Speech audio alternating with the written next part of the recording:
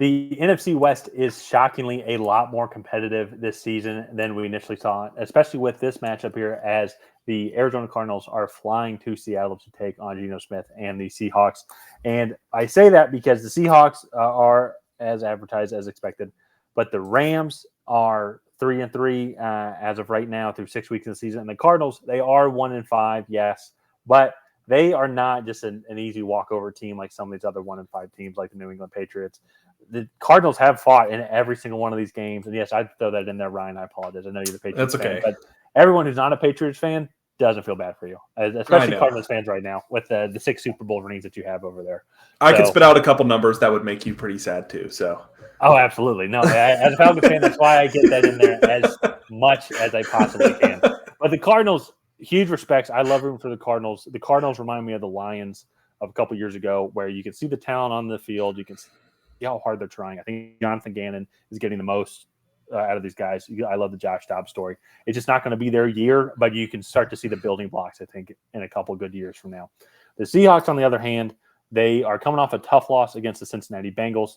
They absolutely should have won that game. If you go and look at the second half drives, Geno Smith had 2 interceptions in the second half, one of which was in the red zone. They had 2 drives, especially the one that ended the game that was a turnover on downs. The first turnover on downs was at the Cincinnati 6, where Geno Smith was sacked for 8 yards. And then the last one as well, he essentially got sacked, but it was at the Cincinnati 9. So 2 times they were inside the Cincinnati 10 and came away with no points. So the team is good, but yeah, just couldn't find a way to win. Ryan, what are your overall thoughts on the Seahawks up at this point in the season? They've been really good. We expected them to be pretty good. The thing that's like, they should have won last week, and I'm curious if they're still that team that just is going to be good but can't quite get over the hump. So that for me, I'm looking to see a little bit more. Obviously, in this game, we're not going to learn probably a whole lot about this team. The one thing that Arizona does bring to the table is they're going to fight and they're going to play hard. And if you don't come to play hard, you will look like the Dallas Cowboys in week 3. Like, that is what the Cardinals are capable of doing. And so that for me is going to be interesting to kind of see how this game plays out, just because the Cardinals are going to fight. This is a division matchup. And you never know how these division games are really going to play out most of the time. So it could be a really competitive game. The Seahawks on paper are much more talented. Geno Smith is playing well. Josh Dobbs, I've been really impressed with, though. Josh Dobbs, actually, statistically, he's 123 for 196 for 1,215 yards for 6 touchdowns and 3 interceptions, where Geno Smith is 111 for 164 for 1,169 yards to 5 touchdowns and 3 interceptions. So Josh Dobbs, statistically, is actually the better quarterback coming into this matchup. And that doesn't include any running stats or anything, but even then, Josh Dobbs is no slouch. So I think this is going to be an interesting game. Looking at the defensive numbers, I would say they're pretty close in the passing game. The Seahawks are giving up about 19 more yards per game through the air. But it's the running game that I think makes the big difference, especially the Cardinals are already missing James Conner. So the Cardinals are giving up about 133 yards per game, whereas the Seahawks are only giving up about 79, which is probably in the top 5 in the league. I only can see the numbers, not the ranking there, but that's got to be within the top 5.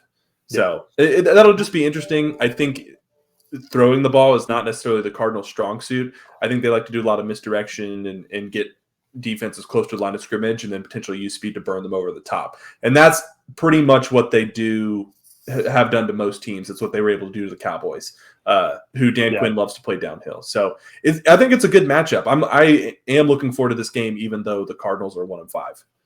Yeah, well, it's always fun too. I mean, because I really like Devin Witherspoon in that draft pick the Seahawks made. I like him with Rick Woolen and then Jamal Adams as well, just in the secondary. I think Draymond Jones in the defensive front is an improvement overall, and you mentioned that with their running stats. I think they're averaging only giving up 80 rushing yards a game. Yeah. While on the flip side, you're right, Arizona is on the opposite end of that spectrum, and that to me, I think is going to be the main X factor of the game. Is Kenneth Walker has come on strong. He's one of the better running backs in the league as well. Even then, too, there's Zach Charbonnet, behind him as well to pick up some of that slack. And he's also capable of breaking off a big run as well. Well, on the flip side, not having James Conner, they ended up going with I'm going to butcher some of their names. I came back healthy.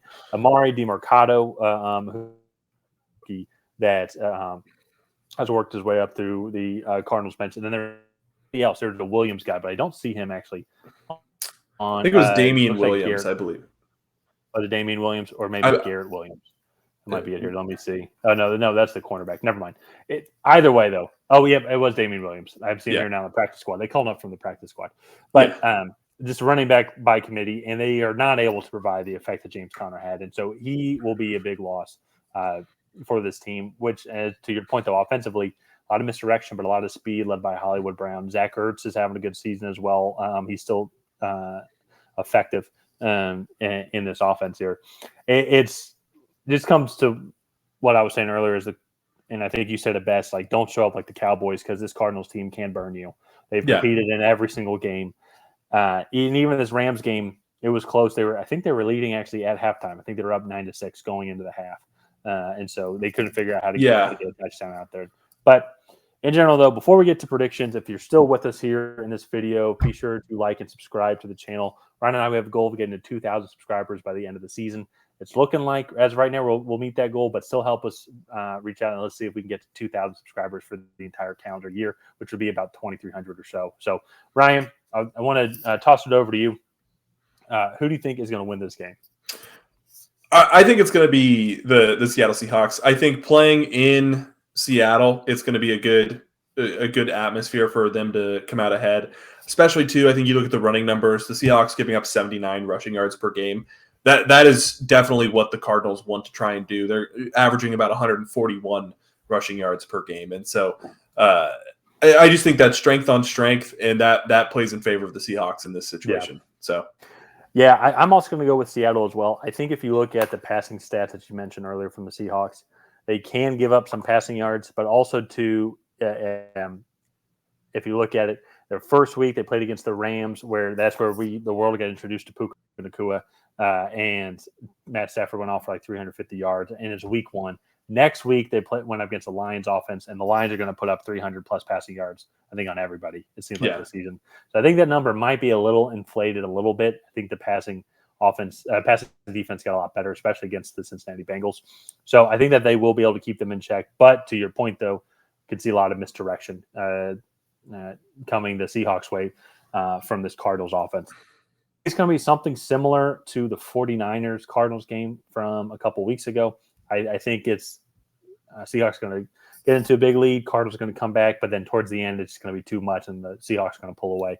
I'm going to go with a 31-17 Seahawks victory.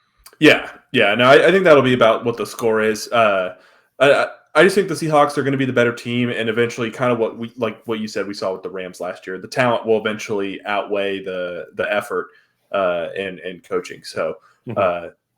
I still think the Cardinals, the future looks bright for this team, so let's see if they can continue to build on it. But, let's go ahead and wrap this video up here. If you guys have not already, please go ahead and like and subscribe. Leave a comment down below on who you think is going to come out ahead in this NFC West matchup. Is it going to be the Arizona Cardinals? Is it going to be the Seattle Seahawks? Let us know down below. And other than that, we will see you guys next time.